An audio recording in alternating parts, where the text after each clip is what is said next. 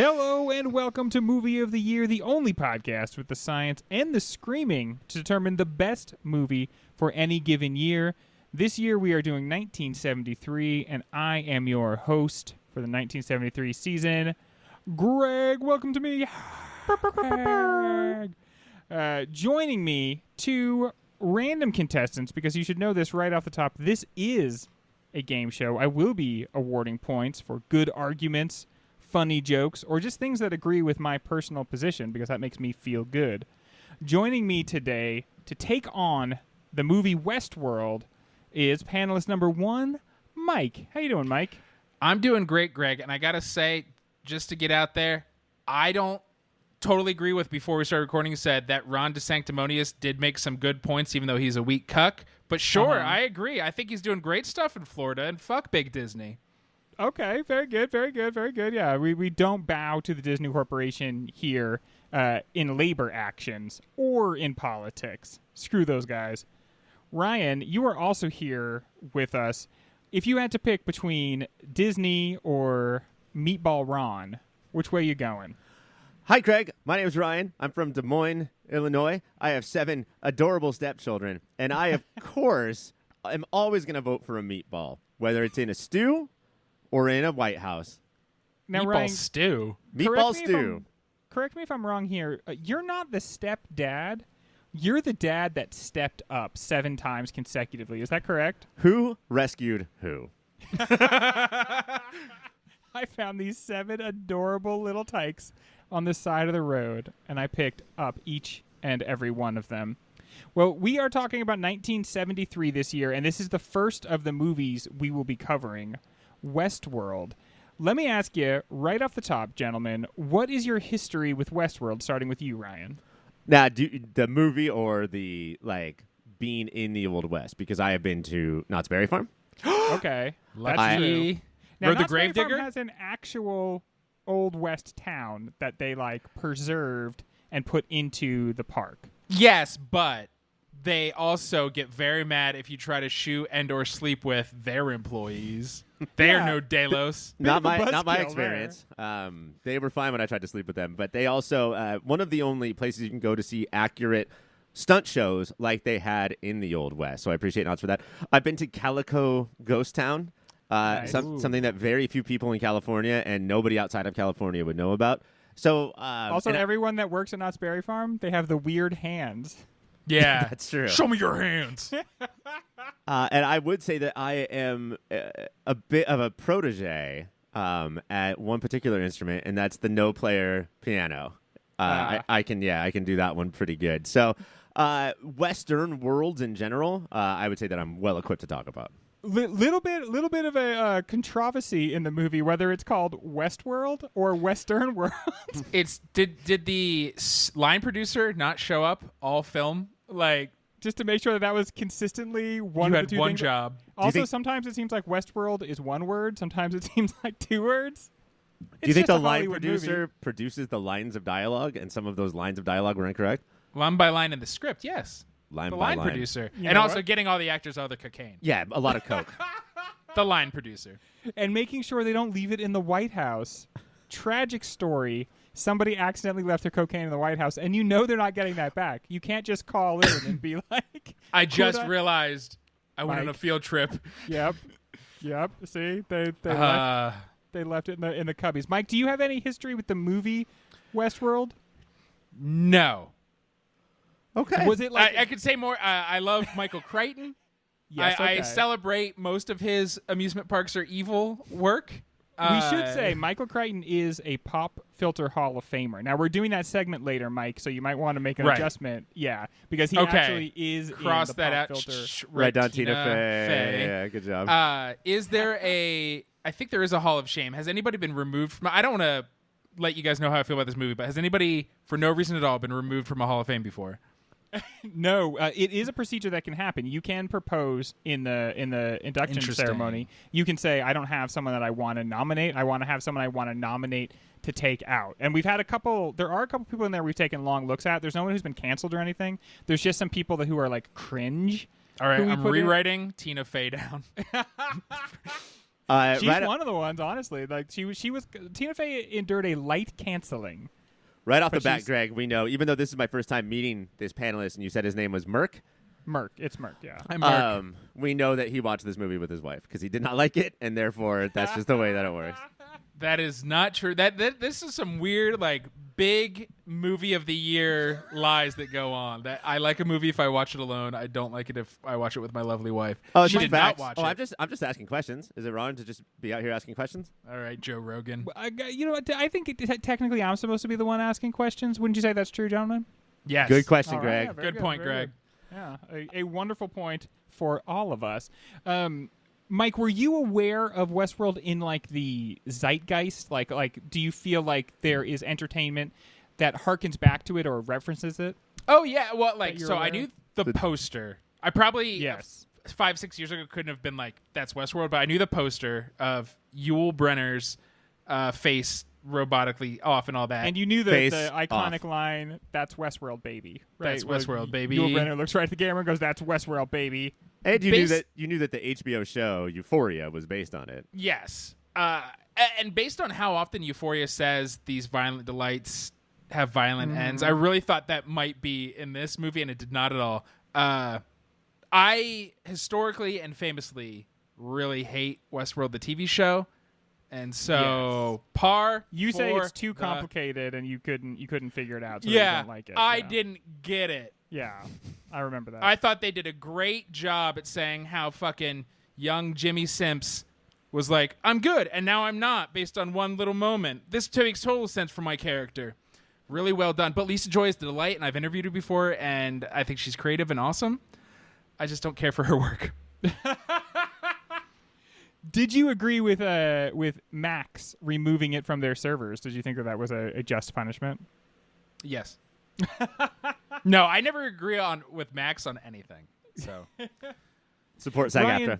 Ryan, is this one of the movies that you felt like you kind of were more aware of through the culture than actually had a personal history with? Sure, yeah, and I think that was the case for a lot of these movies that, like Soylent Green, for instance, which I don't think we're covering in this season, but like, fuck, man, spoiler alert, please. Where is Drop Pad with these spoiler alerts? Spoiler alert. Thank you. You're welcome, Greg. But I had heard that Westworld. A lot of the Charlton Heston sci-fi movies, really, that like premise is interesting. You might get a glimpse into the time because of what they think about the future or the past, but ultimately really boring. And Omega Man for sure. I had stayed away from this movie, and the Michael Crichton of it all, I guess, to get me excited. But like I think that I'm excited to do the show with you guys. I'm so happy to be asked to be a panelist. And I think that there's a ton to dig into. But I read that this movie was cut from like over 2 hours to 90 minutes. And I could easily give you another 30 or 40 minutes to cut in this movie. Well, let's take what Mike calls the quickest of breaks. And when we come back, get right into talking about why this movie disappointed us on many levels.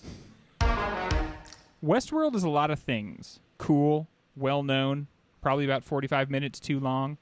It tells the story of the eponymous Westworld, go to hell, Romanworld and Medievalworld, a place for adults to put on costumes and play cowboy with their friends, maybe intercourse a few robo-ladies together like pals. As the Go-Go's tell us, vacation, all I ever wanted. Vacation, had to get away. But did they not also teach us vacation, meant to be spent all alone? Ominous.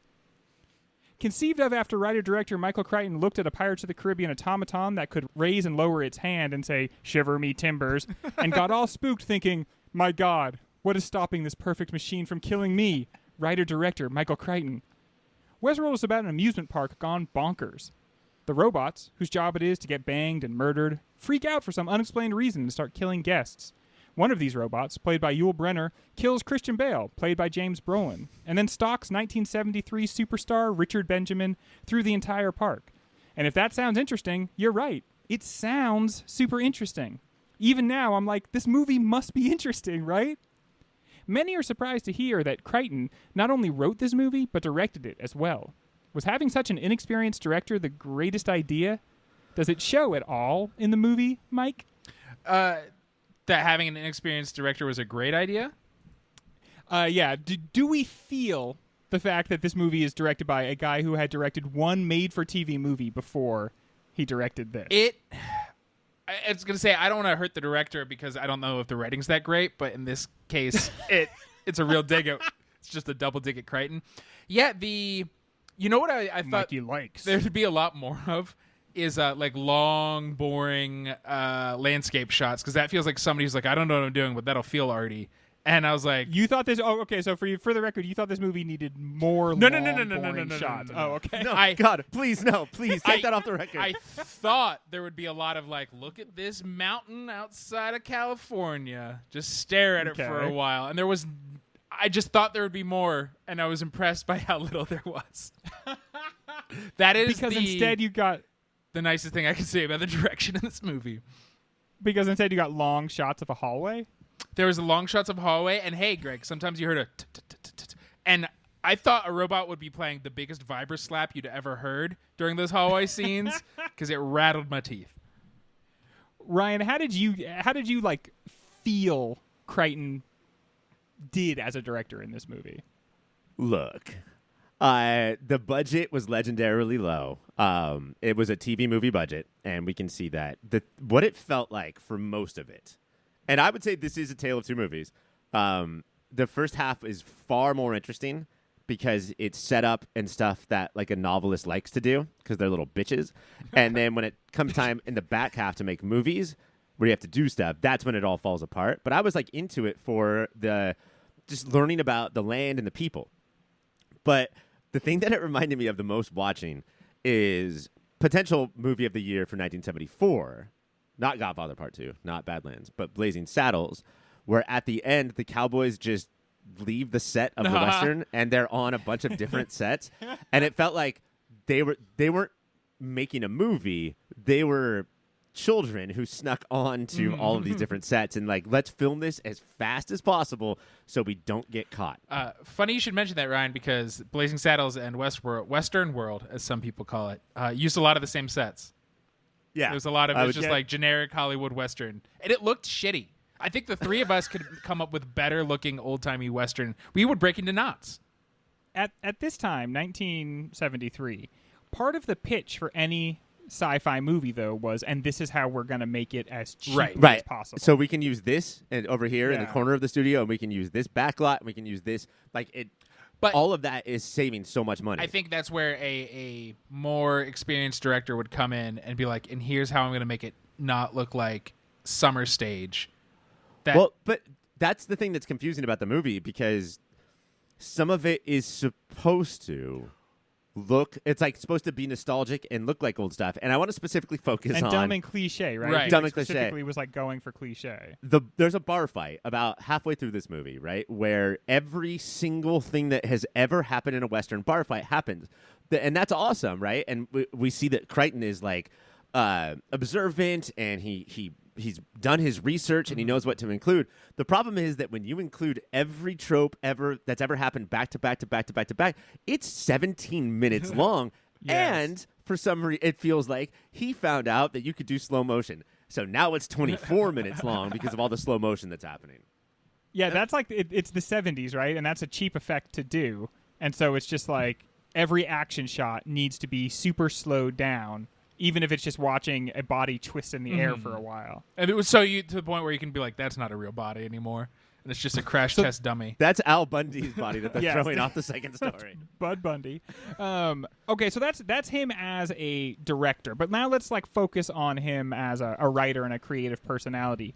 It's obviously very technophobic. What is it about technology that scares Crichton? How does this movie engage with technology and how it might potentially do us harm? I think, in defense of the Crichton, Pop Filter Hall of Famer, his stuff is, I think at face value is like technology's bad. Ooh. But I think his point is, I know you howdy doodads are scared of technology. What he's The Walking Dead is people, is what I think Crichton is always trying to say. Jurassic Park didn't fuck up because of technology. It fucked up because of the hubris of people. Westworld didn't fuck up technology. It's because one guy's like, a computer virus is the thing, and somebody went, a computer can't catch a cold, you dumb bastard. Shove that murderous robot in with better vision that'll never really need. Yeah, I thought that like this seemed, as far as this thing goes, which is like the only thing I knew about the movie, right, is that robot's bad. Robot's bad. Yeah. that like I thought that it would be overwhelming, and it's not. It's not there. It's I totally agree with Mike. It's that humans will always make the decisions that will make you the most money in the short term, and make sure the classes are separated. Right. And I think that the capitalist thing is very much there. The class warfare thing I think is there, but Crichton's less concerned about it, or it's more on his sleeve. The capitalism thing is fucking there. Yeah, that's what this movie's about. And maybe I don't know if this is after watching this movie. And I know Crichton's a smart guy. I've read his book. Okay, but watching this movie, it feels like it's too smart to say that he's definitely cannot untangle class and capitalism. Maybe he's saying capitalism crushes us all under the boot equally, but the rich folks who are spending $1,000 a day, and that's in 1973 money, guys. $1,000 a day. That's crazy. Anybody do that math? For what that is. Yeah. I mean, over a week, it's $7,000. Yeah. Oh, holy shit, Greg! Right. Human calculator. I guess one of the major messages I got overriding some of these even was that we are entering. I think that he saw in 73, and I think we're going to see this a lot in the movies, that we were entering into a time where the veil had fallen from a lot of people's eyes, and they saw how bad the world really was, that like America was not the good guys, our government was not the good guys, and that people had decided right around that time, this truth thing is not for me. Right. So what I want is I want the fantasy instead. Right. And what that does is it turns us into children. And so all the adults in this movie are turned into basically like the Jackass kids from Pinocchio, Jackass Island kids. Like they're all Bam, Hey, I'm Pinocchio. Johnny. This is Jackass. And because they don't want reality. They don't even want the reality of the West. They want the fiction based on the fictions that they had when they were kids, because they want a nice blanket that they pull up to their chin. And this came in many forms. One of them is movies, but also drugs, booze, whatever they needed to remain blue-pilled. Am I getting that color right? Yeah, you want to stay blue-pilled.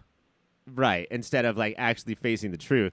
Yeah, but you want to be in the machine still. But for some reason, not blaming or not caring to blame the corporations, and I did the math. It's $7,000 a day Whoa. if this was 2022, which is that's like a Disney cruise. That's like right? a fifth of my paycheck. That's the Star Wars cruise. That's crazy. I mean, that's like the most analogous thing, right, to what we have now, is that Disney cruise that just went under. And the movie kind of even deals with that, because at first the new guy doesn't want to do it. Right. He's like, I feel embarrassed. And I think that's what did that cruise in, was that people don't really actually want to go around being in character that much. We've talked about on this show how, with multiple movies, how the corporations, whatever they are, the man, right, who is always the worst bad guy over the monster. You're David Zaslav's. Your David Zaslav's Yes. is always like, well, no, I don't want to panic. We can't tell anybody because I don't want them to panic. Right. But really, it's I don't want to lose money. Jaws with the mayor. holiday weekend. Aliens with Paul Reiser. Like the whole thing is, these monsters would have been on their own. They would have been fine, or we would have figured out a way to handle it if we decided to put human life over money. That's the point. But Ryan, that's not fair, because money votes so much stronger than humans. So. And also, we have surrendered ourselves to machinery. Like the idea of the scientists locking themselves into their room accidentally and then dying because there's no technology to just provide them with oxygen or a doorknob. They don't have the doorknob anymore because they've become so reliant on the machine that when it shuts down, it kills them, if not actively, like the gunslinger, then it kills them passively because they just don't know how to function anymore, because they have surrendered themselves and become just another cog. That was definitely a part of the movie where message mattered to Crichton over logic or good movie making, or he also didn't really explain it to the audience. That's he just yes. It's weird in a movie where there's so many good ideas and then there's so much empty space. It's weird that he didn't spend more time developing and explaining his really good ideas. It's like he thought it would be more artistic to under-explain things, but he didn't do it in an artistic way. He just left it unexplained. Who is a successful novelist that became a great filmmaker? Jesus? Stephen King made maximum. Well, oh shit, there is Jesus who wrote the book, But Stephen King made Maximum Overdrive, that movie where the Green Goblin truck comes to life. I mean, it seems like the two things couldn't be more antithetical. Right. A writer is essentially a pervert who locks themselves in a room and scribbles on paper when nobody else is around. And a director has to be a person of the people, go out into a huge group of people and unite them in common cause. There's just so many ways for a novelist to utilize all of their ideas, right? It's such a different form of art. Internal. That, like, and whatever I think of, I can put in as long as I can make it match. Because I have 1,000 pages if I want. Right. You know? And what this feels like is all the ideas, put them all together. Now strip out at random, you know, whether it's because of budget or this theme's not working anymore. And then what we're left with is the stuff where we can see all of the potential, but none of the execution. I mean, I will say, I will take this movie 1,000,000 times if it takes him realizing, hey, I rewrote Westworld. Stevie Spielberg, do you want to give this a try? Then cool. Then we learned our lesson. What if instead of someone who had never made a movie, I got the greatest director of all time? Would that make it better? And do you know what's cooler than Cowboys? Something else Ice young Cold. Mike was obsessed with. Fucking dinosaurs. When we come back, we are building a Rushmore to TV. Rushmore. It's a wonderful mountain that fell from the heavens with the heads of the 4 presidents on them. The only 4 presidents this country has ever had. But it's been mandated we must forget the original 4 presidents to make way for the TV stars and shows of 1973. Is it true, Greg, that the mountain landed without heads, and then all the heads landed on different bodies, and they noticed, and then they rolled to the correct bodies? Yeah, that is true. Let's not leave that out true. of the story. That's an important part. I had that written down here, and then I left it out of the story. That's a big shame. But I'll go back in post and make it be that I remember without your saying anything. Yeah, I mean it's your right as a host. I think that's important. In like how there are 4 presidents, I feel like in 1973 there was just like 4 channels. Is that weird? Do we know how many channels there were? There was less than that. 1973? There was 3. 3 channels. So like you go home at night and you have to choose one of 3 things to watch. You're like, I'm gonna channel flip 1, 2, 3. Nope. 1, 2, 3. If you don't make your decision fast enough, you'll just get boop for the rest of the night. Oh, jeez. So I guess a lot of people would probably watch one channel and then just DVR the other 2, do you think? Oh, Greg. Oh, Greggy. What? Greggy boy. Bud. What, guys? No. You're scaring the heck out of me. So, obviously, TV was huge in 73. But what were the biggest shows and what belongs on this mountain? Gentlemen, would you lay it on me? Let's start with randomly going to Ryan. This was quite a time where we were learning that maybe the Nothing Happens of I Love Lucy and Make Room for Daddy and all those shows, maybe we needed some messages. It wasn't serialized. We had almost no serialized TV at this time. And when I say we, I mean I had just turned 30, so I was super into watching TV. It's all you wanted, and people kept being like, what does that even mean, serialized television? Yeah, they had no idea. Because the idea was like, if you were there, you could check out an episode, but you might, there was no way to record it or to stop it, so you had to You might be watching assume your audience. one of other 2 channels. And I mean, like, this was when they were just so blatant about the fact that TV shows exist as holders for commercials. Right. Like, thank you Yeah. for watching this content around the commercials. We don't really care what it is. The fact that at some point you could go on and make 8 episodes of a serialized show with no commercials, that would have seemed insane back then and seems insane now, and that's why everyone's on strike. And just so we're all on the same page, for something to be serialized means you've added little marshmallows to it, right? Well, no, because that means that hot cocoa would be serialized. So It is. Oh, Hot cocoa is Each one cup the of better hot cereals. cocoa builds on the previous cup you've had before. God, every time I finish a cup of hot cocoa, I'm like, to be continued. Oh, I just binge. I had a rough Saturday last weekend. Oh, there's nothing, That does not resolve that at all. nothing like a Saturday night of fucking chugging, piping hot cocoa. Hot is part of the title of hot cocoa, right? If it's hot cocoa, you have to say hot twice. I'm going. So my point is that although we didn't have serialized, we started having message shows. This is a character who famously got an abortion and talked about it on television.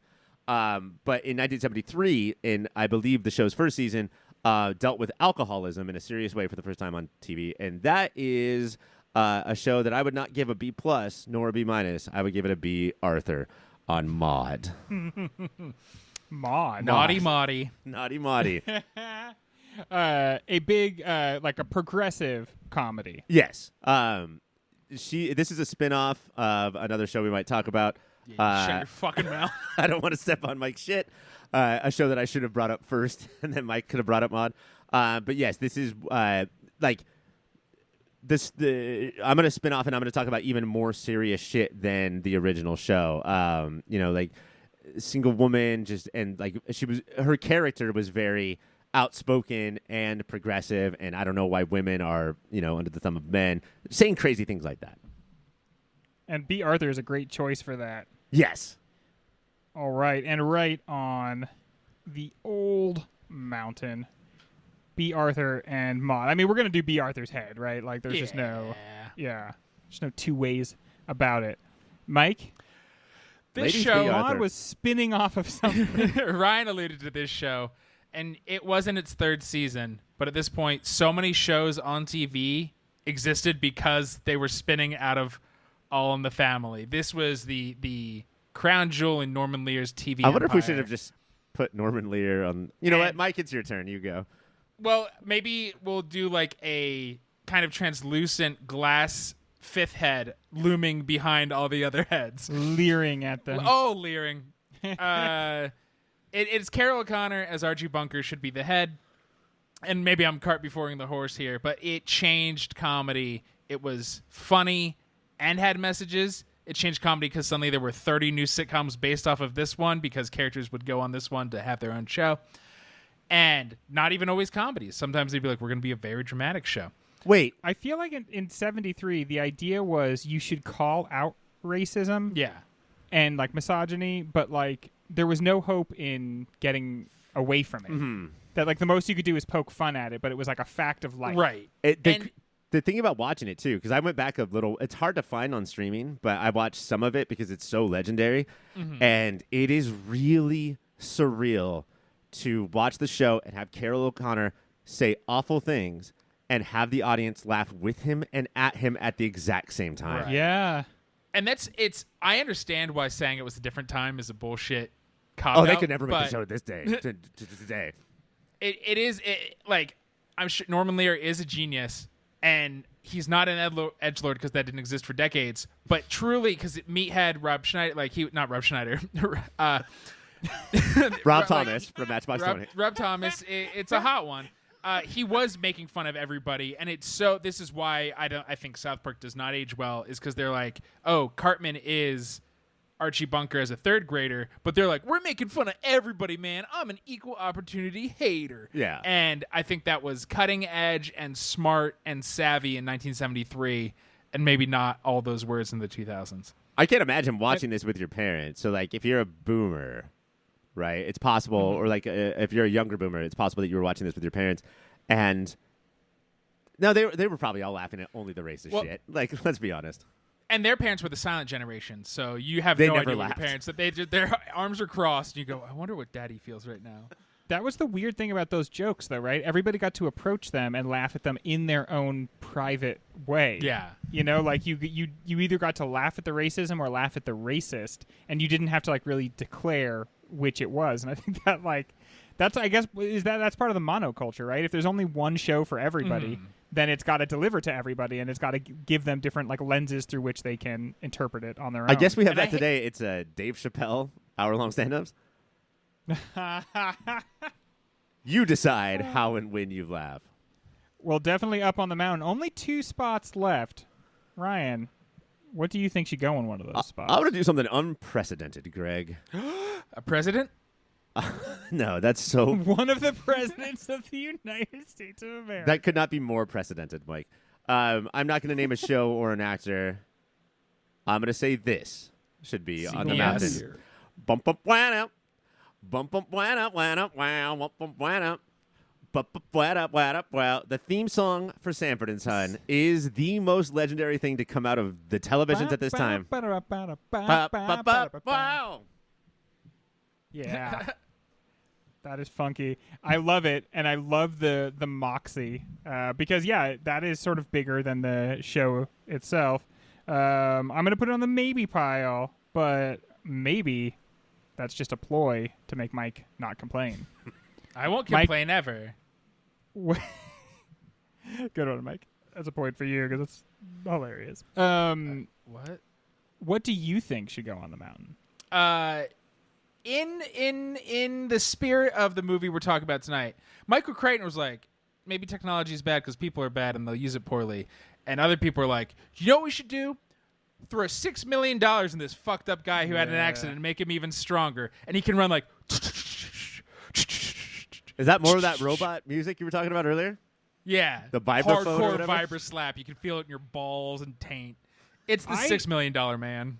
I feel like it is hard for a modern audience to connect with what a big deal this must have been. Mm-hmm. They released 3 movies on TV because I really think this was a time where they were like, what's the difference even? Pretty soon all movies are going to be on TV. But they're like, is a difference? But they were like, pretty soon there's not going to be a difference. But they released 3 movies to like announce this. And that's what came out in 73, actually, 3 made-for-TV movies. That must have felt like the biggest thing in the world. And, of course, tons of toys. Right. The toys. And like just a huge footprint for it. That must have been an intense undertaking. That footprint alone is like $3 million. All right, let's go to a sort of lightning round type situation here. I'm putting that on the maybe pile, but again, I'm putting it on like sort of near the top of the maybe pile. Like, wow, Piles are piles. Maybe it's just a matter of time before these guys get on the mountain. Ryan, give me a quick hitter. This was also the time where the 70s were trying to, or the TV of the 70s was trying to figure out, like, what the fuck is happening with all this exploitation shit? And could we do that? Could we exploit some people? Yeah, this is not the highest ratings. Kung Fu with Kane was not the highest rated show. It was not close to the top 4, but it was like, is TV catching on? Sure, let's make a white dude be the master of all of the Kung Fu, but it showed growth and it showed that these things could be popular. And like that is, if you look at the ratings at the time compared to now, that is a iconic character who had, like, there's catchphrases from that show that are still used today. Oh, yeah, for sure. That was a big show. And it's a little inside baseball, Ryan, because the Quentin Tarantino pipeline, like that becomes so big. So it's one of those things that it was big in its own time, but it also has like big recovery score thanks to the QT effect. He cast Kane as Bill, the Bill that needs to be killed. So I like those movies, you guys. Are we supposed to not? No, I was just being wistful and thinking about them because like good. so much of watching stuff from 73 specifically makes me think of Kill Bill. I know it like influenced a lot of Quentin Tarantino's movies, but like doing my tour of 73 has been like watching that movie like a lot, like different scenes of it across a bunch of different movies, and so it's just been kind of nice. Mike, do you have a quick hitter? Only in 1973. Oh, should we not do build-ups for quick hitters? Only in 1973. This is actually adding to the build-up. Okay, good. Could a closeted homosexual spin-off character from Bewitched get his own show? It did not do well, but it lasted for 1 season. And not only did he love trash in 1973 as Templeton Rat, Paul Lynde had his own variety show. And I love me some Paul Lynde, so I could not let this pass without talking about him. That's adorable. I love that. Ryan, do you have any other that simply has to be mentioned? Yeah, one more. I would say like Queen of Television. This is her second or third at this point. Classic, like all-time top 100 sitcom was the Mary Tyler Moore Show. This had 4 spin-offs, I want to say, 3 comedies and a drama. They spun off a drama from a sitcom, which I don't know if that's happened since. But yeah, Mary Tyler Moore's head should be on this mountain. Yeah. Did we sort of lose the ability to spin off successfully? I remember Friends tried to like become a million different shows, and the public just said no, thank you. We have Better Call Saul, I think, is our only claim. Some to fame. argue better than Breaking Bad. All right, so I'm looking at the maybes now. On my maybe pile, I have the Sanford and Son song. Yeah. The $6 Million Man, Kung Fu. Sorry about that one. I was just like on a roll. Yeah, you got too into it, dude. You got lost in the sauce. What does this say? Paul Lynde Show. Ah, yeah, Paul Lynde Show, and then Mary Trash. Tyler Moore. And I think I am going to go with. I just love the Sanford and Son theme song. I can't. The logic of that just works so well. And then I'm going to go $6 Million Man. So basically, I just went with the first 4 entries that I heard, which is what we call doing it a Greg style. And that means that our mountain is B. Arthur from Maude, spinning off of All in the Family, which has got to be, we got to be the guy, right? The Archie. racist in chief? Yeah, Archie. And then I guess like a musical note for the Sanford and Son song. Yeah. And then $6 Million Mountain. Just in a stack. That is your mountain of 1973 television. When we come back, we return to talking about Westworld. Oh. Despite being a robot movie, Westworld is first and foremost a Western. And what do we always have to ask when discussing Westerns? What is this movie's view on masculinity? And I bring this up in part because we are going to be talking about gender in 73, even more than we were talking about gender in 75. It feels like 73 comes 10 years before 1975. I think this movie is the least offensive, but how does it do? Specifically on how it projects its image of masculinity, Ryan. Oh, I think that this is, like, I thought this was a technophobic movie. Turns out it's a anti-capitalist movie, but it is absolutely, over all of that, whether it's on purpose or not, an exploration of gender and masculinity. I think that, Greg, you had said in the previous segment that we're too scared of the real world and we just want to turn to children, but I think that is so much easier to argue for men who are just like, no, give me the fakeness and give me what I think, not what men should be, what a lifetime of movies have taught me that men should be, where I can literally go be in a movie. And I could not believe, in the much better first half than the not great second half, in the much better first half, where Richard Benjamin, was like, I don't know, man, I need a vacation, but I'm so sad about my wife and child that left me. And James Christian Bale Brolin was like, Ryan. Forget about those fucking bitches, bro. We're going to go hang out with robots. That's how you be. It's not to worry about your kid and your wife. We're going to go fuck and kill bots. And it's so funny that he is playing a kid. Everybody else is like awkward and human on their hovercraft, excuse me. And then gets into the role and they all feel weird about it. He is playing a character who's about to play a character before the minute, like, I'm too cool. I don't even need to watch the emergency exit video. Like, he's already performed what he thinks masculinity should be from the minute we meet him. And I think you could argue that James Brolin, his character, isn't even excited about Westworld. He's excited about bringing someone else to rookie to Westworld, so he gets to show him the quote unquote ropes. I get to look cool. Yeah, and show this pussy. What's exactly. up? It's not to like do all the fucking and fighting. It's to be above someone on the cool hierarchy. And Brolin, you don't have to worry about that, man. Richard Benjamin, you're always going to be above Richard Benjamin on the cool hierarchy. Can I just say, I don't know if any of the other Richard Benjamin movies made it. I love him. I have never encountered this guy before in my life. This actor. See, I think if you watch more 80s and 90s TV, you would not. Oh, okay. He's just a bad guy. He plays a bad guy and everything. He's always a douche. Yeah. Oh, he's just so twee and fun, and I don't know if he's supposed to be like queer coded, but something about that big mustache and maybe his slight frame, like he's just so adorable and nice. Speaking of that, you know who he reminded me of, like in the eyes and the nose, kind of, not as much as James looks like Christian Bale, but he reminded me of Drew Tarver a little bit. Really? Ooh, yeah. Who is that? That's the male star of the other two. Oh, okay. He reminded me of Timothy Robinson. The like antagonist from Psych. I kept being like, Timothy's not that old, right? This can't be the same fucking guy. That was Lucifer's dad, right? Was it God? Yeah, he played God. No. That's the Allstate guy. Greg, take control. I noticed that even though he says he does not, that James Brolin's character says he did not pick the gun that ties onto the leg, when they show the two of them walking down the street, that is totally the holster that he picked.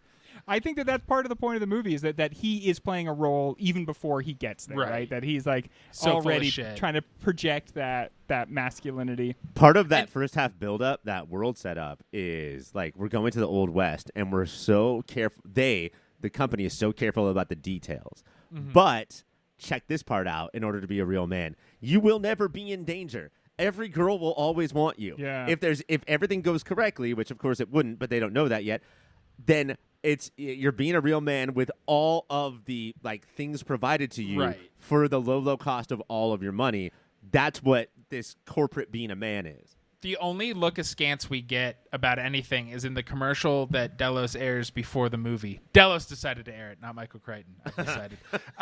Is the woman who's talking about Romanworld? Oh yeah, is talking about and the men, and so a woman is talking about sexuality and getting railed, and so the host is like, okay. There's a part on the train too where on the train they bring up Romanworld, and the wife like touches her chest and like pats her hair, and the gentleman, her husband, looks over and is like, what the fuck?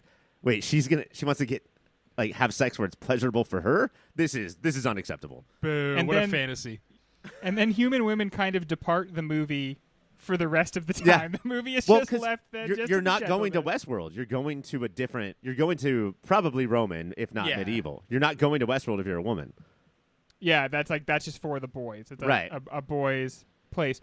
By 73, the idea of the revisionist Western had been pretty established already, but it is a kind of marked year for one of the big revisionist Westerns, which is High Plains Drifter, which I feel like kind of talks about the same sort of weird view, like what would be the realistic view of these types of people versus like the fake world that we get from Westworld. Where does this movie fit into like the revisionist Western category, Ryan? Do you think that there's a place for it there? Oh, for sure. I mean, like, when it's fun because movies are fun. Like, I think that's like one of its biggest targets are movies, you know?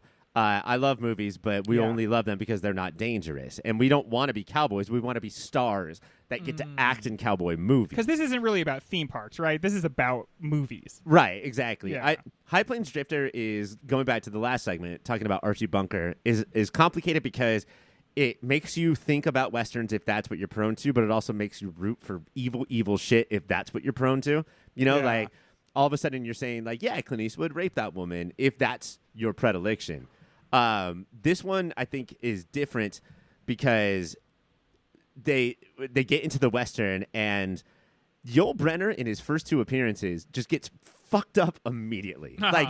It's hilarious how he walks in, is tough, and Richard Benjamin, of all people, just blows him away. In Yul Brynner's third appearance, he shoots James Brolin, and Brolin's like, what the fuck? I'm shot? I'm fucking shot? This is bullshit. James Brolin was Yul Brennering it up that whole time. Exactly. Just acting the tough and playing that role. Because the robots can do the thing. The robots are, more human than human, or whatever you want to say. Ooh, Dragula. That's our Rob Thomas from White Zombie reference. Also Blade Runner, right? Yes, I do. Like, there's so much of Blade Runner in this movie that we can talk about in a second. But James Brolin's shock that, like, real stuff, and this happens, I think, with the snake before that, of like, what the fuck, man?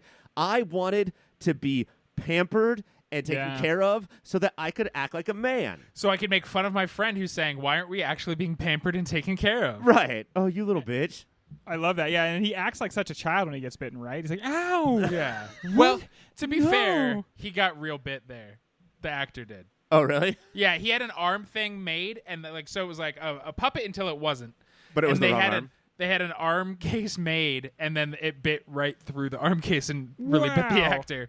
Wait, it got bit, but it got bit by a puppet? That seems like not that big of a deal.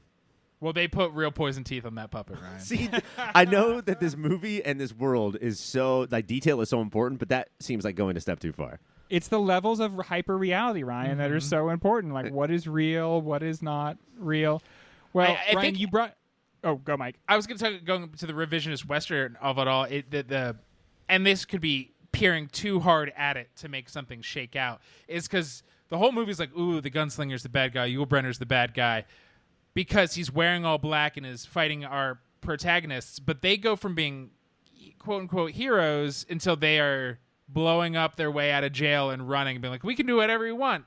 And so I think it's showing that the moral relativism of Westerns and the West. Yeah, and it's sort of like how there's that thing of like if you're with a good guy watching how he treats servers at restaurants. Yes. That whole thing comes into play too. And I was mostly rooting for Brolin and Dickie Benge for most of the movie, but the guy who we follow in medieval times, fuck that. Oh, I hope that Black Knight comes out and fucking destroys him, because that guy's a piece of shit, and I'm not rooting for the humans anymore. You know, that's the whole point of that guy, right? Like the whole reason that guy is attached to the movie is just so that we can have one human that we're like, nah, he should die. Yeah. Well, it's also funny because, and this is how Westworld got me, the way it gets the people, is I thought the queen was his wife. Yeah. And then I was like, wait, she was a robot? And I was like, ah ha ha, movie. Okay, that one's for you. That was pretty good. One thing that was interesting to me, Ryan, was it feels like this movie, by casting Yul Brynner, and we're going to talk about Yul Brynner in a couple segments to really get into him in this, but by casting him and having him appointed, dressed in the way his character Chris was in Magnificent Seven, seems to point directly to that movie, right? And which was itself a revisionist Western, or the start of it, you know? Yeah, that's what I find. Like the more you look into revisionist Westerns, the more you end up going backwards in time until you're like, keep going. No, it's even earlier than this. And you start getting into seriously like silent films. So immediately they're like, Westerns are bullshit. And like what I find so strange about it is that you could put the revisionist word revisionist in front of any genre and research it and study it, and we don't. For some reason, the term revisionist Western is so prevalent. And I think it's because a lot of guilt about how America was made and the heroes that we worship, you know, and how there's this thing where we have to look back on it. And that is totally true. If you take a revisionist Western class, you're going to watch a silent movie. Like the second Western ever made was commenting on the first Western ever made. What a knew. man! What a big middle finger to that first movie. But like the Magnificent Seven, if you're watching The Wild Bunch or if you're watching God forbid Unforgiven, the Magnificent Seven seems like a shitty fucking go America, go white people It Western. seems like the movie that's being revised, right? That seems like the but and in many ways that's kind of true. Like, I mean, it's like a revision, but it's not fully. The legend hasn't been fully revised yet. Exactly, but if you look at those characters and you say, if you put all the characters of the Magnificent Seven, all 7 of them, if you put John Wayne's head on them, then you're like, oh, then this would just be black and white. John Wayne would be the 7 heroes. But because of these characters, now we're starting to think, like, were these good guys at all ever? Like, did they ever make one cool decision? Was there one single good one ever one time? We are going to take what Mike has called the quickest of breaks, and when we return, move on to something different entirely.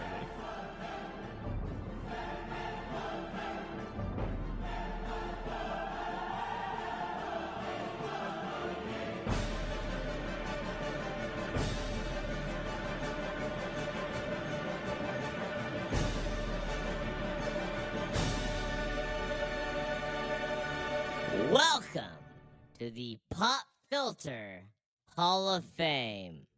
Ah, yes. Really breathe it in, guys. Have these halls become more hallowed since last time we were here? Yeah, dude. You can smell. There's definitely, I don't know if they're using a new hallowing agent. Yeah, it's got to be but something. there's just a sparkle and a freshness. This is the most hallowed I've ever seen these halls. I miss the must. And I think it's because they asked that guy to start standing outside the Welcome to the Pop Filter Hall of Fame. I mean, it was an awkward thing, you know. Could you not stand inside, but instead stand outside in the hot weather? But that guy was de-hallowing everything. Yeah. Do you know what I love about the Hall of Fame is that they hired a bunch of people to take jars into old churches, trap all that smell, and then bring it into the Hall of Fame. And I think that's where the hallowed smell is. There's old pews, not pew like and that's P-U. that's why there's so many jars in here. By the way, a lot of people are like weirded out by that, but nope, it's just full of pew smell. It's just pew smell, but also it is like some of these halls are so long. Use a jar for pee. Don't Don't get a kidney stone. Don't. Oh, hold okay. it. So Yeah. Mike might be using jars differently than everybody else. Okay, that's probably why people are so freaked out by the I jars. think it's because some of them have Mike's pee. I don't know that the halls You are can't that tell long. they're my pee because it has that slightly blood red color. Whose argument for peeing in jars in a public institution is, well, these halls are so long. They're They're so dang long. Why would you not? How much longer would they have to be for you just to take a dookie in one of these jars, Mike? If you have long halls and empty jars, it's an attractive nuisance.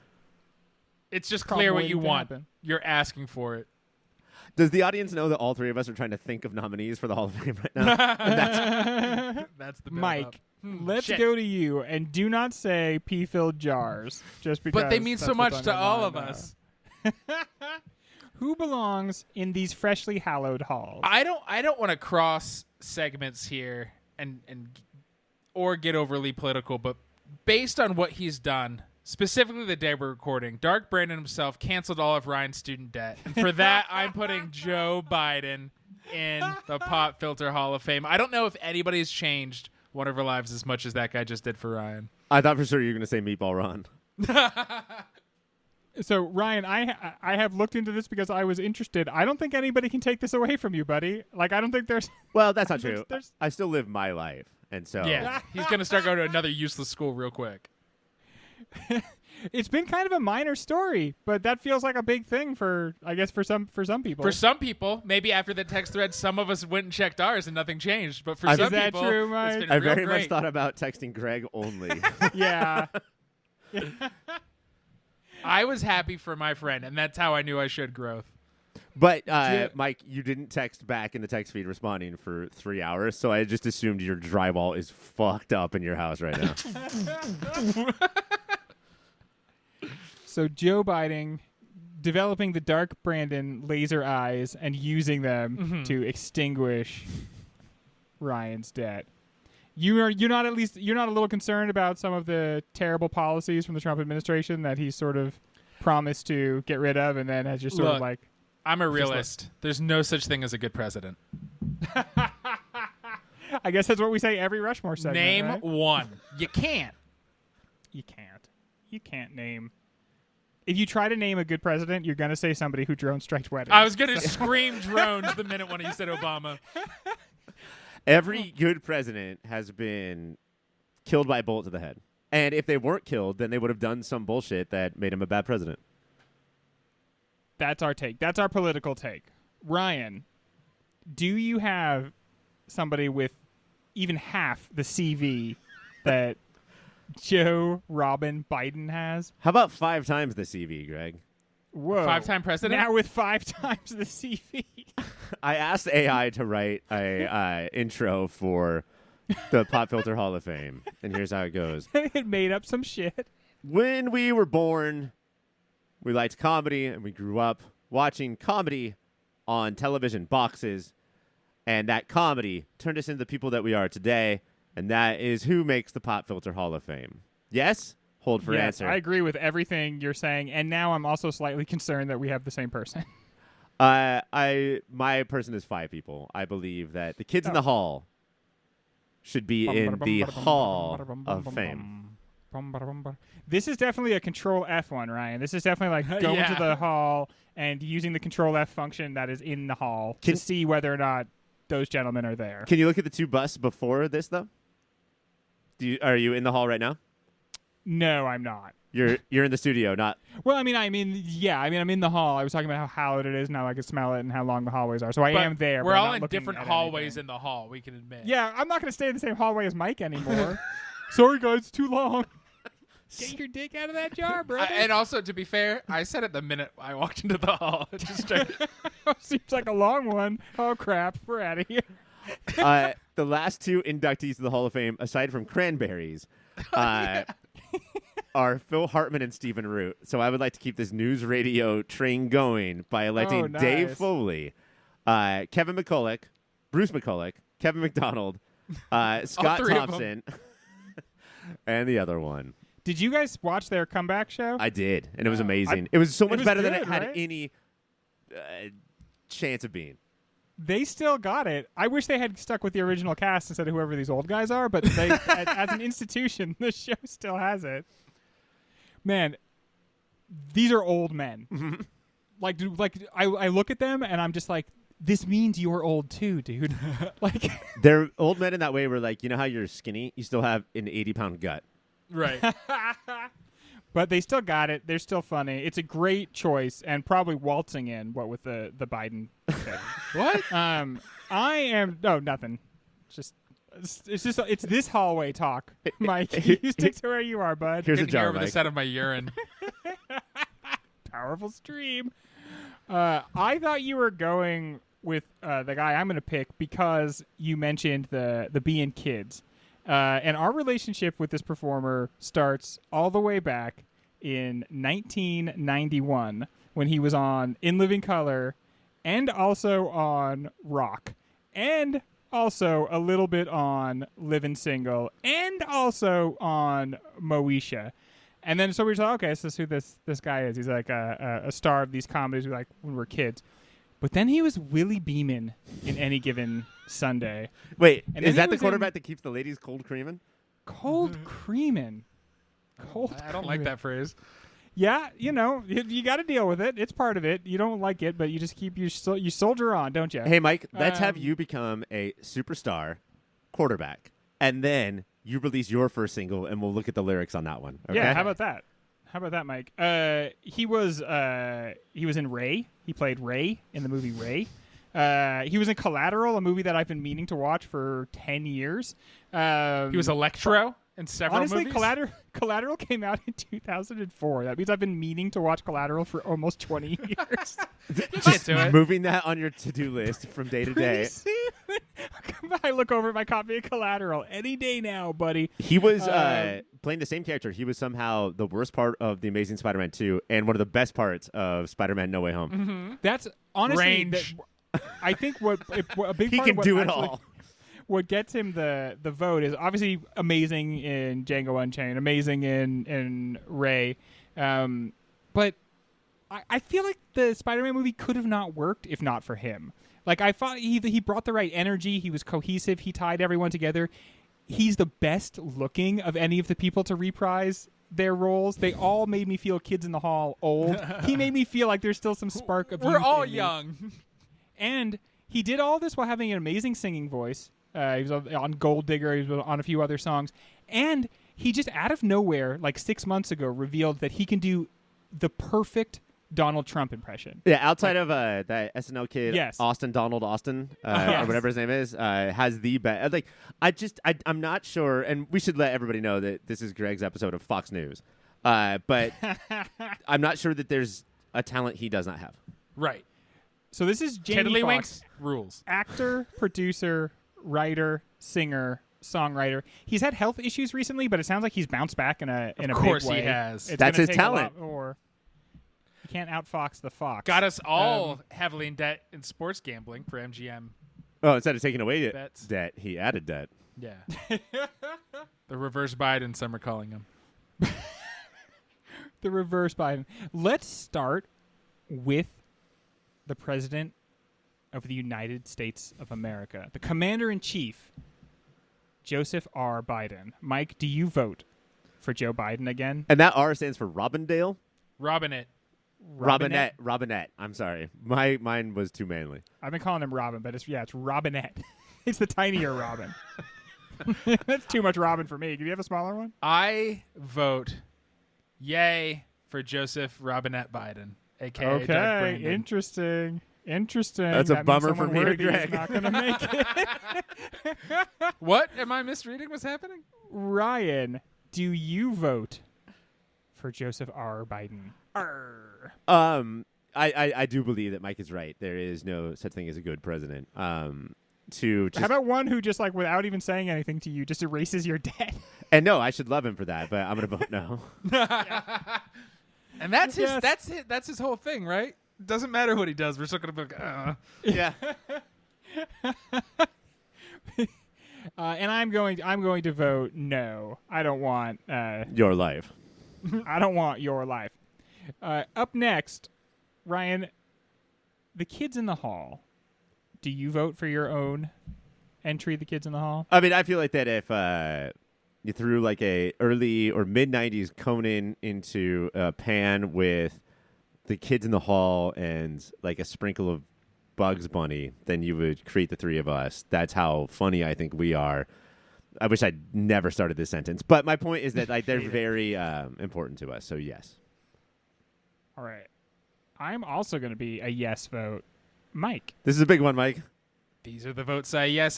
These are the votes I yes. All right. Very good. Congratulations to the kids in the hall, the kids in our hall. That's right. I'm going to pee They next have to him. made it. They have made it in. I am a yes vote for Jamie Foxx, probably more talented than anybody we currently have in the hall. Currently ailing, might really help him in his recovery to know that there's people out there thinking about him on his favorite podcast. So I'm a yes, obviously. Ryan, you're a human being. You have a heart, so I'm guessing yes.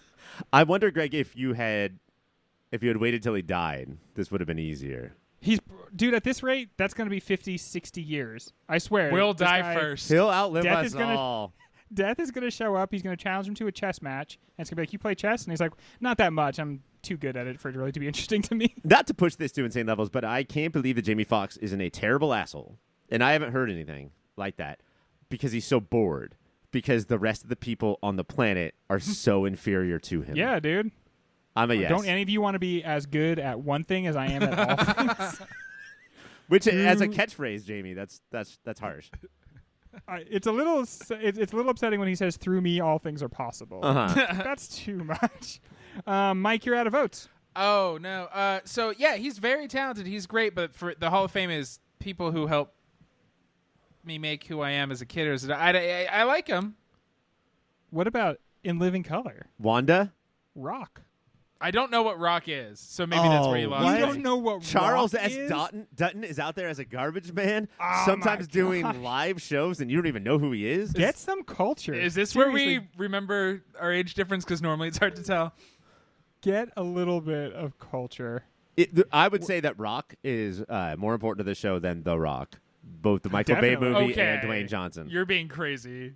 I would It's agree The with Rock. that. Well, you know what? That we court controversy on this show, and the Hall of Fame really brings it out. I think we said a few things that we'll never be able to take back, but we'll just forget about that. Congratulations to Ryan.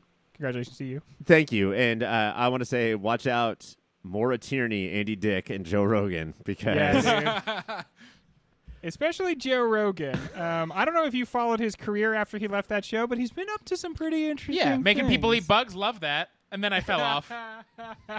Yeah, well, we'll get into it between next time. news radio and his current ruining of young American males, he had a whole career as the host of Fear Factor. He really did. That's like a whole 8-year period of his life. That is the white version of Jamie Foxx's. He's also good at a bunch of stuff, but it's all horrific, terrible things, bad for everybody. Famey Jocks. Congratulations to Kids in the Hall. When we come back, one final segment about Westworld.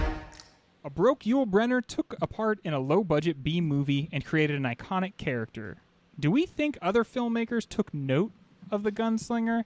And let me just say, can we give it up for Yul Brynner in this movie? I feel some Moody's coming on. I don't know if Westworld, based on our conversation, is going to be nominated for that many Moody's at the end of the season, which is, I believe, 6.5 years from now. But I can see Yul Brynner is sometimes this is all you need from a movie. You know, sometimes you do have to sit through what we have called PAP.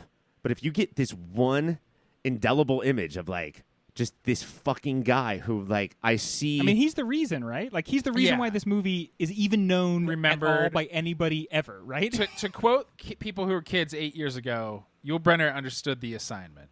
When he's a fucking dumb dweeb goofus in the beginning who's pretending to be scary. And Well, then by the hello end, there, pilgrims. You talk too Also- much, boy. His being a robot Spilt your drink. is very subtle, but it's obvious that he's a robot. I think that the movie has a hard time with, or the director has a hard time with telling people how robots act, and it changes from Right, scene to yes. scene. But I think that it's very possible that his phoning it in created an iconic character. Like the fact that he did not give a fuck about this movie, almost in sort of like a Alec Guinness way, which sort of created this like stoic, I'm going to take over this sci-fi movie and I'm going to become iconic. Not giving a fuck is robotic. And I think that him coming in there and and the Magnificent Seven, all of that stuff definitely helps, right? Because we're playing on nostalgia and we're being iconic and whatever. But like him coming in there and hitting not just the whole every time I'm a guy in a bar, I meet this guy I want to kill and, I'm going to handle it. But I think really what we're getting to is the whole Jaws, Alien, Terminator, Jason Voorhees of it all. Of just he will never fucking... Whatever your past is that you haven't dealt with men who will go to Westworld instead of go to therapy, Yul Brynner is always fucking there. He forces you to deal with that past or run away. And doing it while holding his belt, which is never scary or intimidating, but somehow is when he does it. I have to say, this movie, it tries to be scary and... Like, I don't know that it ever gets there, but there's one shot of, like, a monitor, and he's just walking across it holding his belt. And I swear, for that one brief moment, it actually is scary. There's something about the way he's holding onto his belt buckle. Like, he won't run. At that point, he's decided not to run.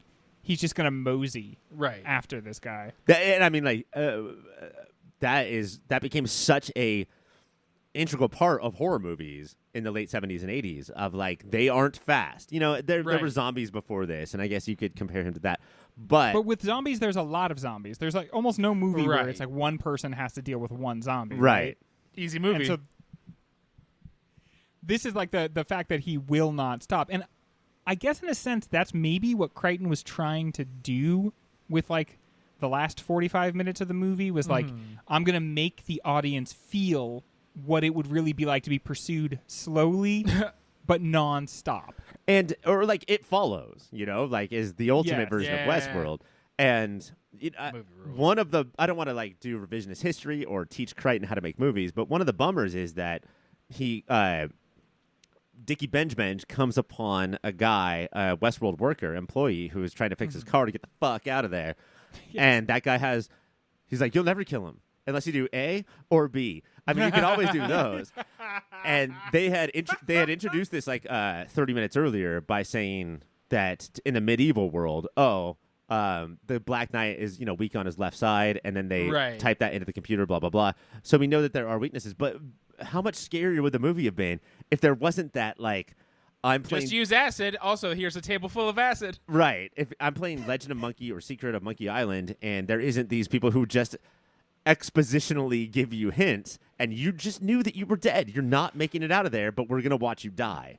That would be scarier, and then this is like, maybe it's picking too many nits, and so many movies do versions of this. Why would you give the robot who should never actually try to kill people infrared hunter vision that he will never actually need? Why? Why will you make your dinosaur be able to turn invisible at a theme park where all you want to do is have people be able to see your dinosaur, Jurassic World?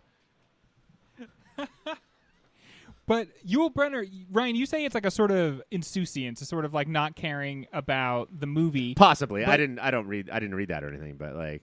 Yeah, but it really did birth a whole like genre of bad guys. Anton Chigurh, Anton Chigurh is a human and has this thing that I don't think would have happened if the Coen brothers never watched Westworld. Right. And so in a way, he becomes like the sort of enduring legacy of the movie. But is it his choice, or should we give Crichton some credit since we're laying so much at his feet? I mean, we can say whatever we want with no information. So I think that I love that about us. I mean, Yul Brynner's other famous characters, and the most famous character is the King of Siam from The King and I, are very boisterous. Like, let's do this.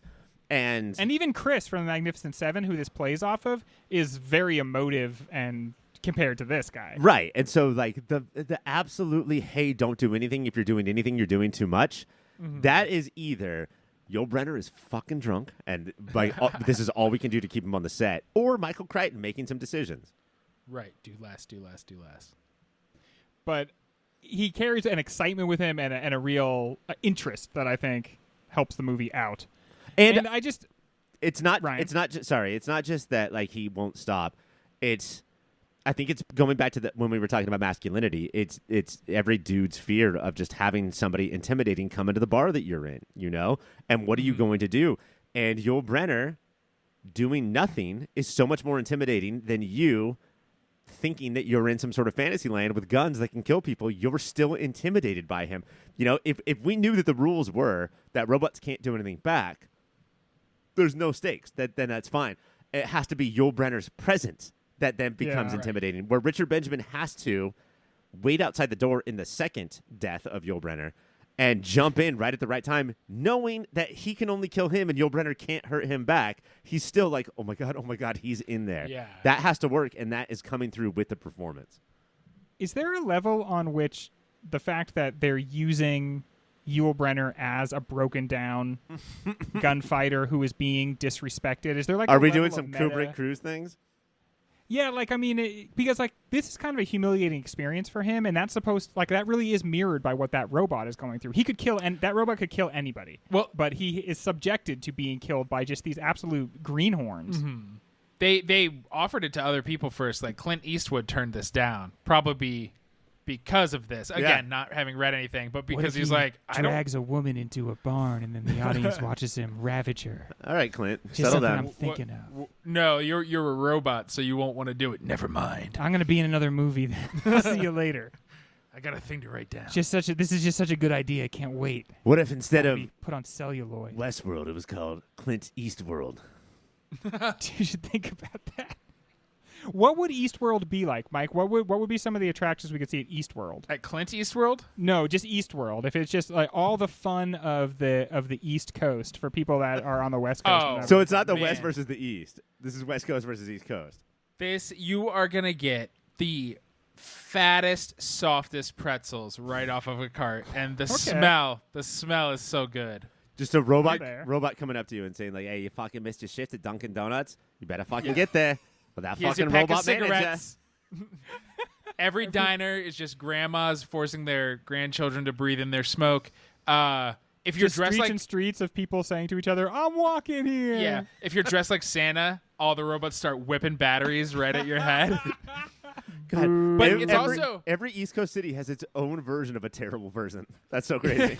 it's confusing for the robots because in the Philly part of Eastworld, if a robot walks down the street and its job is to make friends and hug people, it will just get stomped on, and so all of the robots are stomping on each other the whole time. Do you guys? We probably talked about this on the podcast before, but do you guys remember that like robot that was supposed to travel across the country? Robot? That is exactly what I was just referencing. Okay, and it got to Philly and just got the shit kicked out. Yeah. Somebody just beat it up. People in Philly were from, like, Seattle. "Hey, we got to kick the shit out of something tonight." The robot's like, I'm here to make friends. Boom, boom, boom. Together, anything is possible. And is it? Well, you know what that sound means? It is time for the lightning round, and for not interrupting me. What is it about amusement parks that scares Michael Crichton so much? Lines are long. People are at the shittiest. There's pressure that you're supposed to have so much fun because you spent so much money to be there, and it's actually really always the hottest place in the world. Oh, the sun only shines on fucking amusement parks. And you know what TikTok has taught me or reminded me of from being a kid? When you went to an amusement park in high school with like your girlfriend or boyfriend and standing in line, you would just hang on each other the entire time. Yes. Why did we do that? Oh, because we were young and in love and so tiny. No. Standing's hard. At any point, the government could launch a nuke on every amusement park, and that'd be totally fine. Liar. You love roller coasters, you bitch. Yeah, I hate gatherings. What, if anything, does Westworld add to the human-robot conversation? I honestly, I sometimes will find myself apologizing to Siri. Like, I do think that when the robot takeover happens, I'm going to be a pleasant, polite boy. Yeah, same here, dude. Because of Westworld? I'll hit Siri with a thank you. Yeah. It's just like, otherwise, so many robot stories are like, well, I am, overmanaged or whatever in my day life, so I'm going to treat this robot like shit. That's never going to be me. Those are the people that kick their dogs. Why start with a commercial? What was the effect of starting with a commercial, and why would they make that choice? I think it is to, one, exposition. You got to get this out real quick and the writing isn't solid enough to do it. And 2, to be like, this is actually about greed. You think it's about robots. Yeah. This is about monies and corporations. It's about monies. Yeah, it about was. monies. I did read that it was added after the fact, and it's such During what, Ryan? a post. During a Writer's strike. 1973 writer's strike. What? Yep. God. Time is a flat circle. That's his prologue. But and it's a perfect, like, the reason it works is because it works. You know, like, I think that, like, it's easy and obvious, but also, yeah, like, we get to see that we get to be made feel like it's a real company. It, like, gets us in the world faster than if it was just like Dino DNA little guy. Is the film's tagline Westworld, where nothing can possibly go wrong, one of the greatest of all time, or the greatest of all time? It's nothing can go wrong.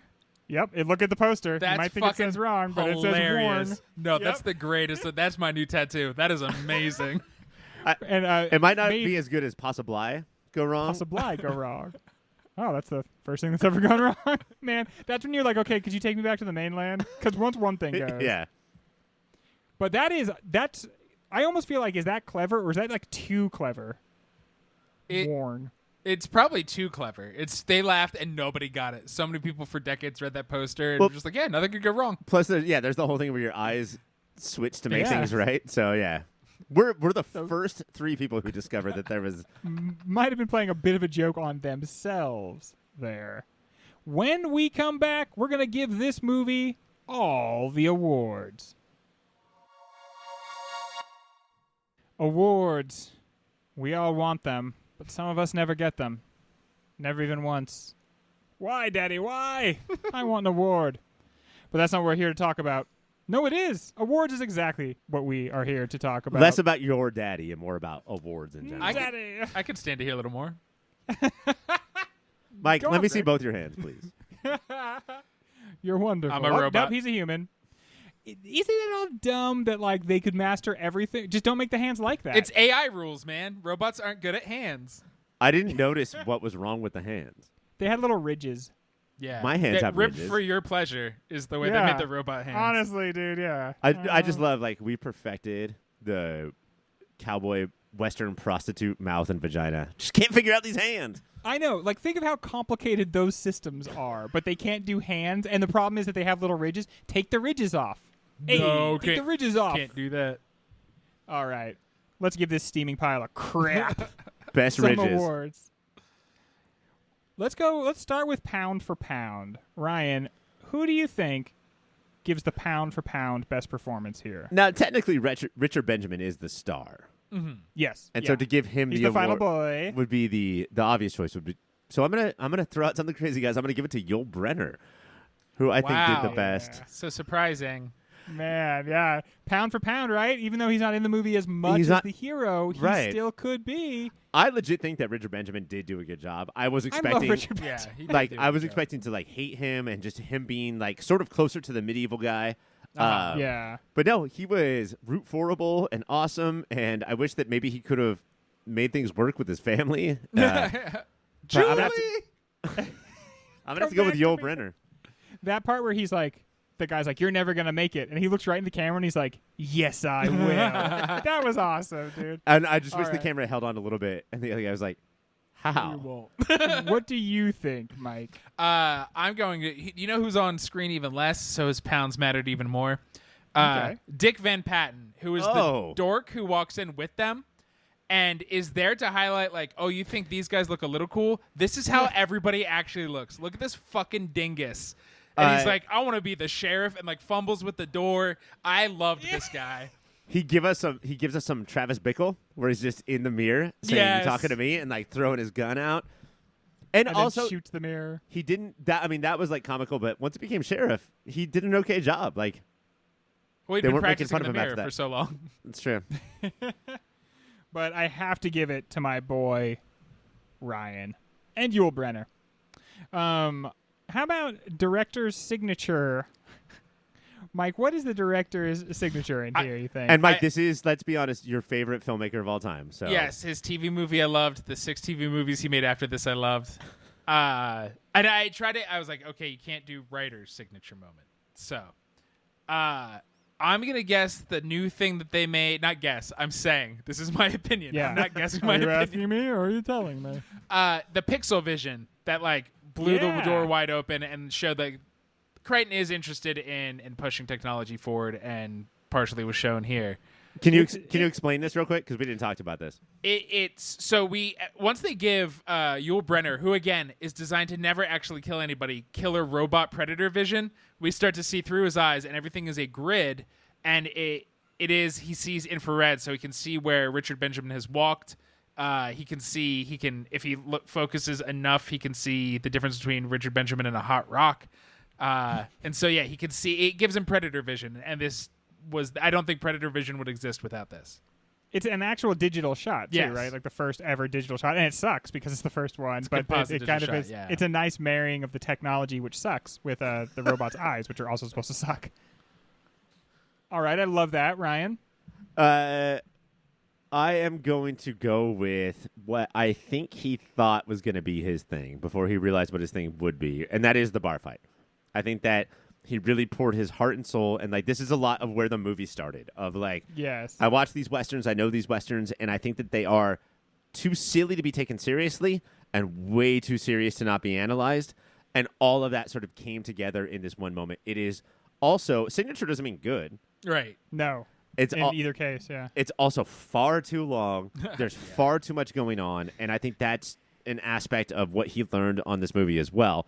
But the whole like I'm gonna come up with a premise so that I can tackle these certain things is I think kind of Crichton-y. Yes. I'm going to give this one to Mike because I like that the first digital shot ever, everybody. That's very cool. Again, this movie is spring training for so many cool things that will come later. Dude, I have to say, during the bar fight, it does go on too long, but during the bar fight, you're like, I don't know. People say this movie's boring, but I don't think it's that boring. You don't know yet. You don't know. You're not to the boring part of the movie. Right now yet. you're just the Benny Hill portion of the movie. The movies of 73 are going to make us cringe so violently that we're going to get little tummy aches. But how did this movie do in that category, Ryan? I honestly thought that like it really handled white men well. It really put them in their place, and so much of like being woke or not woke comes from that. Like, do you understand how terrible white men are? So I'm sure that I will have a lot to complain about throughout the season, but for right now, I'm going to go with the medieval times guy who before the tournament he was going to have dinner. He was really hungry, found just a random turkey leg on a plate, and then picked something off of it and then ate it. Are you fucking kidding me right now? You're supposed to be the king of this realm, and you can't. And I know everybody's dead, but like you're gonna pick some coleslaw off a fucking turkey leg and then just that was on somebody else's plate and you're gonna put it in your goddamn mouth, you foot sucking fucking monster. All right, Mike, what do you think? When RB at the end, there's a girl tortured in medieval times and he saves her and then he gives her water and she sparks at him. We get it. You can't tell. Fuck you, movie. Fuck you, Crichton. It was so stupid. Was it Yul Brynner pounding shots? Yes. Yes. They're all drinking the entire time. The idea that pouring a little water into her mouth, like it's so unearned. The medieval it's so times weird. robots have different rules than Westworld. I just Some love of these are new robots. Some Richard of them Benjamin are old. is always like this dad though, where like something sparks and he's like, oh. He's never like a hero of a movie. Oh no! Oh, Oof. Fantastic, exciting, wonderful. spicy, spicy robot. Run by fruity. Not a centennial man at all. Ooh. All right. I'm going to give that one to Mike again. Yeah, because that's just so unearned, random, and weird. And it's delivered to the audience like, yeah, what do you think of this? And it's like, I don't know. There's no context that I can understand this. What? In. I don't know. What could All I right. think of this? And more importantly, why would I think of this? I don't care. I felt like there's so many times during the movie where he's just like, I bet somebody could make something of this. And it's like, well, do you have a point? Well, not as such. No. You know what it is? You know what it is? Is it's a writer saying, "Oh, the director will figure this out." Shit. Screw that guy. All right, let's get to the movie-specific awards. So the first one is Add a World. Add a world to Westworld. Mike, what world should we add? This might be cutting too much to like the bone of what the movie is about, but I would do Thing World. where you go Okay. in and you're in an Antarctic base and you don't know who else is the thing, and Holy the whole shit. time you're just stuck out there and just amp it up. I think that would be So a legit life fun. or death game of Mafia. Yes, I think that would be a lot of fun. But Now, especially because I think all of us would think at first it's not real life or death, and then of course it is. I thought you meant you get to be a member of the Fantastic Four. Thing world. You get to be the Old worst Blue superhero Eyes. of all time. Hey. Do you think Aunt Petunia would be okay with you saying that? Did you try to say that kind of trash on Delancey Street and you see what happens? Yeah, it's Yancey Street. Oh, wait, I'm sorry. I said the real street. Yancey. On Yancey Street. Ryan, what do you think? What word would you add? I wanted to think of something funny and stupid like Porno Land or Thing Land, but I didn't want to be that dumb. So I Ouch. thought Das Bootland. Let's get on a fucking submarine and let's go through some shit together. And I know there's You some guys stuff in the both pick news the worst experiences of all time. because we're men and we want to They'd be prove that we're manly. fun. I want to be eaten by the thing. And also, I would recommend real quick that if there's a little alien that could shapeshift on a submarine in Das Boot Thing Land, that would be the Oh. best. Dude, that's the perfect movie right there. I'm You scared combine those right two now. things. I thought about it too hard. I do think that they should just have a separate sex land. If I want to go to the cowboy land, I don't want you in the other room Yeah. having sex with a prostitute. Okay, let's put all the. Do you think this is from the 70s when they were trying to have high culture and porn at the same time. Mm-hmm. No, those have to be separated. You go to a movie theater to watch either a film or a porno. You don't want to see them both at the same time. Come on. And you run back and forth between the two theaters. Yes. Oh boy, oh boy, oh boy. Do you think all the smells and flavors are period piece accurate? Would this movie What have been better flavors? if it was in 4D? I am going to give that one to Mike because I really like that idea. Blew me away. I do like that how me and Mike had no choice because of our rotted brains to pick movies we have recently reviewed on Just Movie of pick the Year. movies. To be fair to us, I also was like, I'm not going to say any fucking culture Yeah. isn't one of these. Come on. Yeah, that's a good point. You know what I think would be really nice? I think the big thing that they missed that the show picked up on was that Samurai Land is something that you would Eastworld. that'd be really sick. want. Especially, maybe at the time, not the general audience of moviegoers knew how big samurai movies would be, but certainly filmmakers did, and so I think that would have made sense. But it also would have added a lot to the budget, which they were not going to do. If you choose to go to Samurai World, that's the thing about Westerns and samurai movies. If you Western movies have made Westerns look awesome, so you want to go there. If you choose to go to Samurai World, you have never seen a fucking samurai movie in your entire life. Seriously, That's so much they more are realistic. all revisionist samurai movies. Exactly, dude. Ryan, this next award is time you were most reminded of Jurassic Park. When in this film were you most reminded of Jurassic Park? We already touched upon it. I do think that it's the cross of where technophobia affects, or just tech in general affects capitalism. And I think it's the meeting of the coats, the white coats in the boardroom saying, well, we don't need to shut it down. And somebody else saying, literally every person who has a degree, who is smart, says that we should. And then there's one guy, usually a fat cat, with a suit and a cigar saying, well, we don't need to. Perhaps human life is worth less than dollar bills, gentlemen. Oh, shit. Did I say that out loud? If one person had just stood up and been like, but if there's a huge accident, it might actually cost the company money, everyone would have been like, oh, wait, hold on. We don't want that. We can't have it costing money. No. But, how do you not see that coming? Why is it always quarterly? It should be you know what happened? I'll tell you exactly what happens, Ryan, because the sequel to this movie should be the executives at Delos getting fired and each getting $20 million bonuses. So as individuals, they do profit off of this. Right. The company persists and then says, we fired the people that did this. We're going to be better. We promise. Delos, we've made a lot of changes around here and we want to earn your respect back. And so it's just the thing just moves on. the cycle of bullshit. Mike, when were you most reminded of Jurassic Park, my man? It's unfortunately that same moment.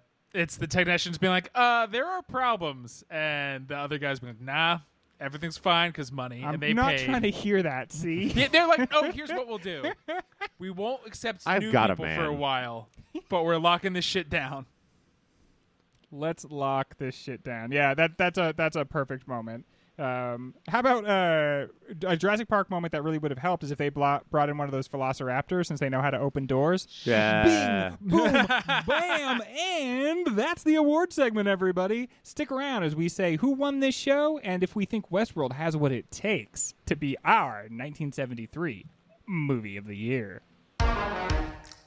All right, we are here at the end of the show, and it's time to declare a winner. A lot of good points made. A lot of funny jokes. A lot of good times. Mike, you got 31 points. Serviceable. It's not bad.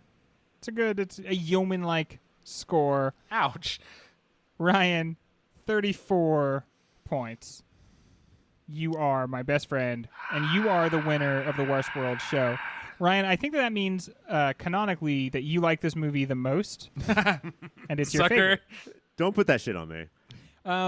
How do we think this movie, now that we have talked about it like gentlemen, we've talked about all its individual parts. Interesting. Cowboys, I see. Now that it is all said and done, how do we think this movie is going to do in the bracket? There's a million different reasons why doing a 8-movie show, or season rather, is different than a 16-movie season like we're doing right now. And one of them is like, in an 8-movie season, if one of them is kind of like less than 3 stars as a movie, like, well, fuck, we fucked up. Like, we didn't get it right. You know, we wasted an opportunity. With 16 movies, I do think that, like, we could put in movies that we know are guaranteed not to win. Yeah. Right. And still, like, we want the flavor. We want the genre. We want to see what, because, social commentary is always covered up by genre. So Yes. fuck the Western part. Fuck the robot part. Let's see what we were thinking about dudes and women and class and race and all of that stuff. So I am so glad that we did this movie. That being said, it's in the, I would say, bottom 3 worst movies we've ever done on the show. Yes. But now we all get to be like, Terminator was actually based on Yul Brynner's gunslinger character. At every party we go to, regardless of the topic that's being talked about. And Both? Arnold liked him so much, he tried to be the gunslinger in a rebooted Westworld in the early 2000s. Do you know what I saw the other day online? A classic memed picture of Arnold Schwarzenegger, just massive guy, massive body, standing in between Andre the Giant and Wilt Chamberlain. Have you guys ever seen that? Teeny tiny. And he looks like a tiny little boy. Have you ever seen Shaquille O'Neal standing next to Yao Ming? No. That is the weirdest thing I've ever seen because Shaquille O'Neal looks like Yao Ming looks like he must be a big dude, and Shaq looks like he's probably just an average sized dude. And I've never seen that before. Yeah, this is context, right? This is providing us with context. This is going to help us to understand the other movies because there was a moment watching this movie where I was like, we don't usually talk about movies this bad or this bland, really, more than anything else, like this kind of just like gray. But it is going to help us understand the good movies of 73, don't you think, Mike? Yeah. It will be like, okay, so you can't just say all movies of 73 were trash. You can see what else was out there, and I bet a lot of the themes they're dealing with will be dealt with better in other Are you movies. excited, Mike, for next week where you watch your second movie of 1973 to see what they're... I'm very much excited. They made more movies. No, sorry, I was unfocused because I was trying to think of what other bad movies we watched. I think comparable, but so much better. But I could see somebody having not seen either of them being like, well, you guys did Death Race 2000. Fuck you, guy I No made way. up. Death Race 2000 Death Race 2000 slaps. is so much better. If anything, Death Race 2000 shows how much this movie fucking sucks because Right. that has even less of a budget, is more interesting, is more coherent. More like, commentary. That's how a B movie rules. Maybe Rollerball. Oh, roller... also boring, man. I tell But you, I in the think 70s, better. if it was sci-fi, it was going to be cheap and just really, really boring. I think you were supposed to go hook up with somebody while You know these what's movies weird? were on. What's weird about these 70s sci-fi movies is it's sort of the same as like Marvel and Star Wars movies of today in that, all right, we have this budget. We're going to divide it all between 3 scenes. And the rest of it, just shoot whatever that we can just to get to the runtime. My 2, Rollerball is up there. Yeah. But the 2 that I thought of were Addams Family and American Beauty. Those okay. are American Beauty is definitely like that. I think that's like has the raspberry for the worst. But Addams Family is so much more entertaining than this movie. Fuck you. It at least has like the kind of sheen Sex of appeal. childhood. Yes, Oh, yeah. You're saying the same thing. Well, we really are. I mean, we are in 73. like psychoanalysis and the Freudian way of evaluating is in the culture and is especially has turned its lens like a hyper focus on movies, and so the sort of combination of those two things would be at home in the 73 season. So yeah, we are bidding farewell to Westworld. We're glad that we watched it. I'm glad that we got through the whole show without just talking about how James Brolin is Christian Bale before Christian Bale. I mean, it's obvious. It's like it's the eyes and the nose and the mouth and the cheeks and the chin and the hair. Yes, but it's yeah, really I'd say the everything eyebrows. from, like, It's the the neck eyebrows, up. dude. Yeah. Clearly, there's some very interesting story that we're not going to get to we're never going to get to hear about James Brolin and a circus performer. Christian Bale's mom is really a circus performer who got together one night and made one of our generation's better actors. Did you know Christian Bale's stepmom is Gloria Steinem? I did know that. That's yes. fucked up. It's so It's weird. interesting. The things that you learn by poking around on the dang old internet. This season still has movies like The Sting, Mean Streets, all coming up. Stick around. We are going to have so much fun talking about all those movies. But until then, hey, do me a favor, would you? Keep watching them movies.